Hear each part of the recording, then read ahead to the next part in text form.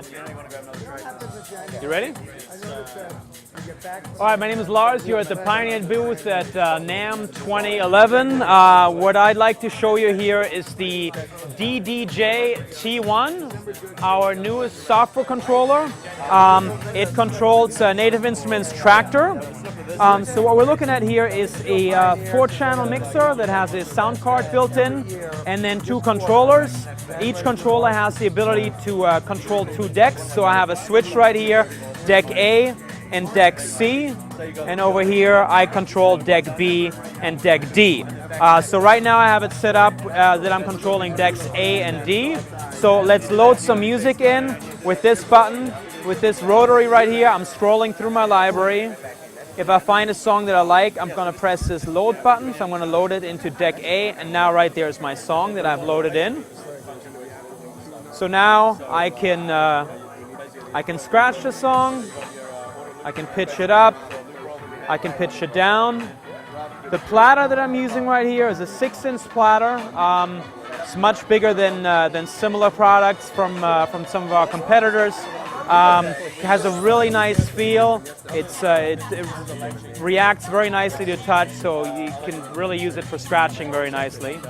And you can also needle drop. So right here with this, if I want to access any part of this track, let's say I want to jump to that breakdown right there, I can very easily do that with my finger. So I can quickly access any part of the track that I want to play. Up here is my effects section. These 3 buttons correspond with the effects that you see right over here. So if I want to change my flanger, I just press down on it. Now I have a delay there. Now I have a reverb. Here's my second effect and my third effect. To turn the effect on, I simply press this button. Now I got a reverb going there and a delay, and I can control the level of effect with this. This is minimum, this is maximum, and over here on the left, I have a dry wet. So this is FX1, and over here I have FX2, and both of them I can assign to each of the channels. So if I want to have FX1 on deck C, I'm going to press this button. If I want to have FX2 on deck A, I'm going to press this button right here. I have a filter right here. So the filter is always activated. I can see the filter on my screen right here. And so this would be my low-pass filter and my high-pass filter.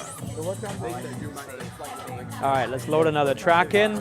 Here's my track selection.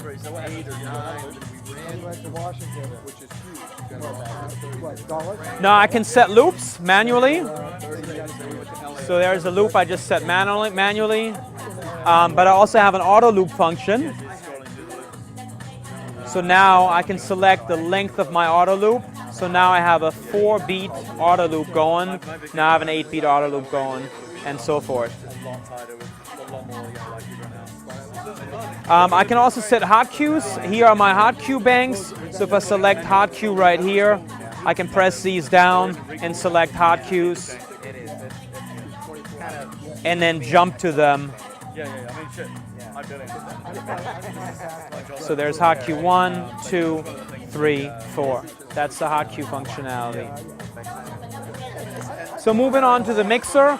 Again, it's a 4-channel mixer. I have a 3-band EQ on each channel. I have a trim pot on each channel. And Traktor is well known for the sync functionality. So if I want to sync deck A to deck B to deck A, I simply press the sync button right here. So this is my master, and now I have this sync, so I can sync 3 decks to my master, and now everything is synced up, and I don't have to worry about using the pitch control. This right here is my master output.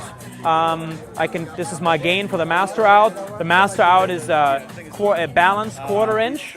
And my headphone section is right here. This is where I put my headphone cable in, and this is my volume, and this is my cue master. I have 1 microphone input, which is right here. It's 1/4 inch, and right next to it is the volume control port. So that pretty much wraps it up. That's the Pioneer DDJ-T1 here at the Pioneer booth at NAMM.